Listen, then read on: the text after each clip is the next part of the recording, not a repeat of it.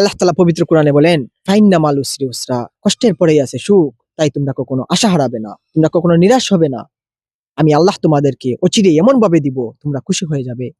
আল্লাহ তাআলা পবিত্র কোরআনে বলেন, তোমরা একমাত্র সাহায্য চাইবে, তোমরা একমাত্র আশা করবে আমি আল্লাহ তাআলার উপর, আমি আল্লাহ তাআলা তোমাদের জন্য যথেষ্ট। এখন আমাদের কথা হইতেছে যে আমরা আল্লাহ তাআলা আমাদেরকে দিবেন, কিন্তু আমরা যদি এখন সময়টাকে নষ্ট করি, আমরা যদি ফোনের মধ্যে টাইম দেই, আমরা যদি আমাদের সময়টাকে কাজে না লাগাই, তাহলে আল্লাহ তাআলা আমাদেরকে কিভাবে দিবেন? তাই আমরা যেন সবাই আমাদের টাইমটাকে, সময়টাকে কাজে লাগাই। আল্লাহ তাআলা পবিত্র কোরআনে বলছেন যে আমি ওই জাতির ভাগ্য ততক্ষণ পর্যন্ত পরিবর্তন করি না যতক্ষণ না তারা নিজে চেষ্টা করে। তাই প্রথমত আপনাকে নিজে কঠোর পরিশ্রম করতে হবে। আপনার সফলতা অর্জন করার জন্য আপনাকে যা যা করা লাগে আপনি তা তা করতে হবে।